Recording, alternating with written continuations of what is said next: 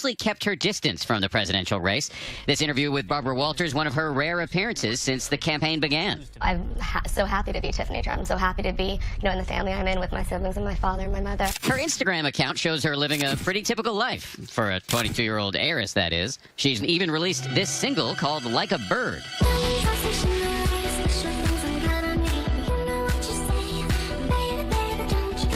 But on stage tonight, Tiffany took pains to portray her often polarizing father as a doting dad. I always look forward to introducing him to my friends, especially the ones with preconceived notions, because they meet a man with natural charm and no facade. It was a confident performance by a political novice, not unlike the speech delivered by her stepmother, Melania, last night. It would not be a Trump contest without excitement and drama. That speech, however, almost immediately became the source of controversy, with charges that it was plagiarized from Michelle Obama's 2008 convention speech. Here are the speeches side by side, their strikingly similar passages highlighted. Because we want our children and all children in this nation to know. Because we want our children in this nation to know that the only limit to the height of your achievements is the reach of your dreams and your willingness to work hard for them. That the only limit to your achievements is the strength of your dreams and your willingness to work for them. And then there's more. You work hard for what you want in life. That your word is your bond, that you do what you say you're going to do. You work hard for what you want in life. That your word is your bond, and you do what you say and keep your promise.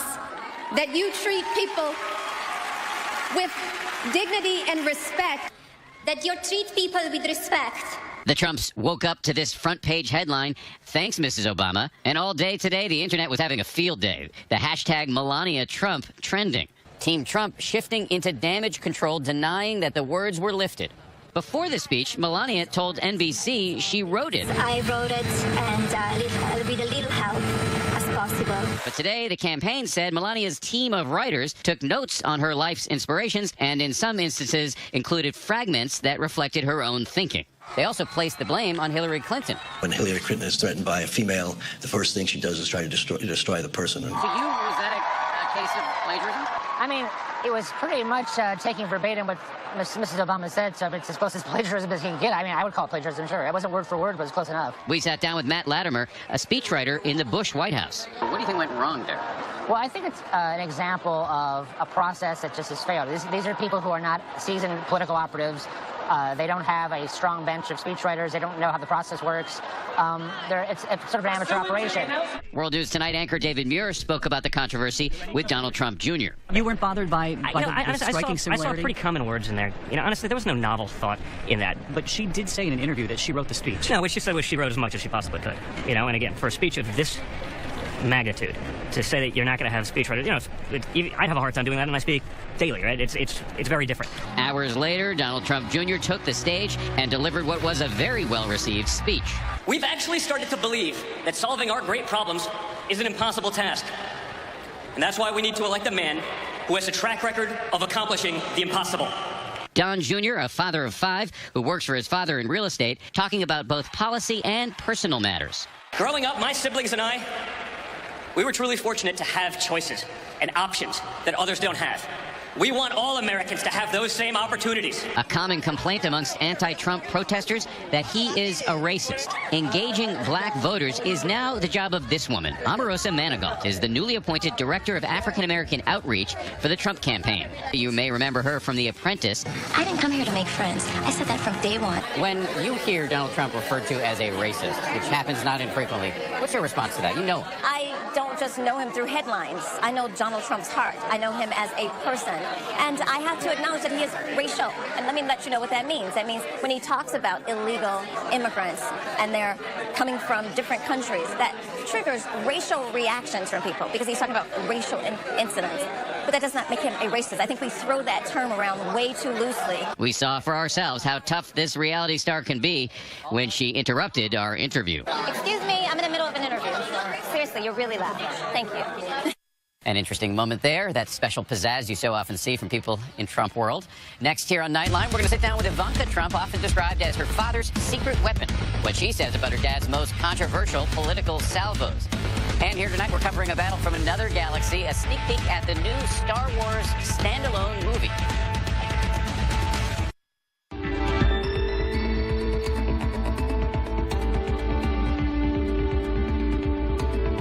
Donald Trump recently made a telling joke. Some people actually thought he was half serious when he said he briefly considered picking his daughter Ivanka for vice president. She's often referred to as his secret weapon. Her siblings say she is her father's favorite. And tonight she sits down with ABC's Lara Spencer for our series, Being Trump.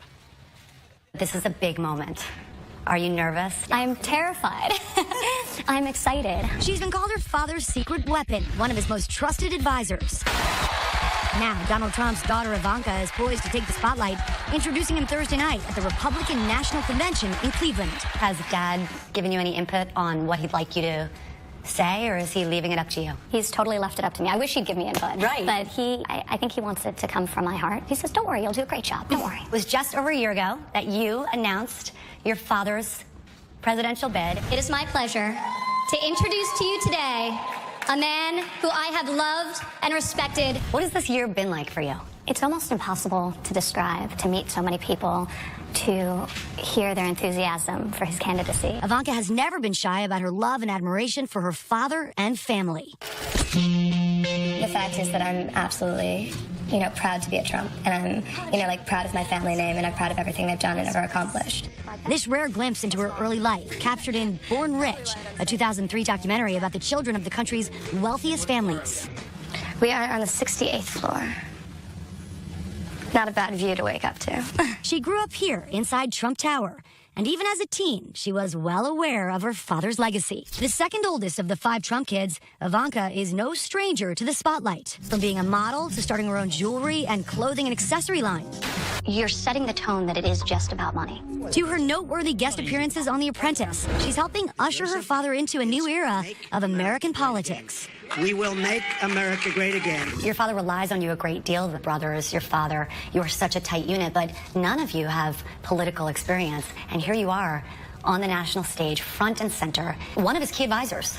I have strong opinions. I articulate those opinions. When asked, he raised my brothers to be the same. Your brothers and you were given the opportunity to talk to all of the vice presidential finalists, if you will. What were you looking for the person who stood by your dad's side?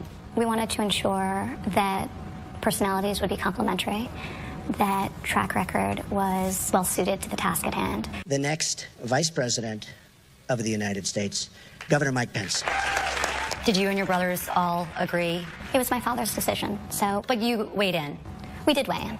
But ultimately, it was his decision. Ivanka's support for her father seems unwavering, even when he is at his most outspoken. You've called women you don't like fat pigs? Only Rosie O'Donnell. Have you given him advice on how to change the perception that some women have about him?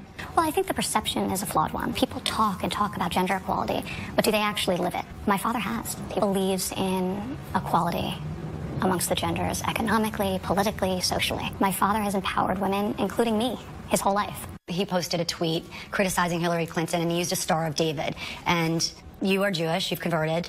Can you understand why that ruffled feathers for the Jewish community? Well, he clearly did not think that was the Star of David. So I think that it should have been taken at face value. That was clearly not the intention. My father's track record of supporting and advocating for Jewish people and for Israel is unimpeachable for a very long time, whether it being the Grand Marshal of the Israel Day Parade to the support that he's offered my husband and myself and our family as a young Jewish couple. I know the person and I know his intent, and I think that was really rather ridiculous. I love the old days. Hillary Clinton has an ad out. Have you seen that? I have seen that, yes. I could stand in the middle of Fifth Avenue and shoot somebody and I wouldn't lose any voters, okay? As a parent, if your children were to see that ad, if they were listening to those things, what would you say to your children? I wouldn't have my children listening to those ads. The negative ads, especially those, and almost all of them, are a complete manipulation of his words and packaged for maximum impact. Despite what anyone may say, including the opposition, I know the man, and so do my children. But her father's controversial positions have made him a possible target for more than just political enemies. This young man allegedly had been targeting Trump for some time. You also had a man try to rush the stage at an Ohio rally. Do you worry about his safety? We live in scary times. I worry about the safety of my father.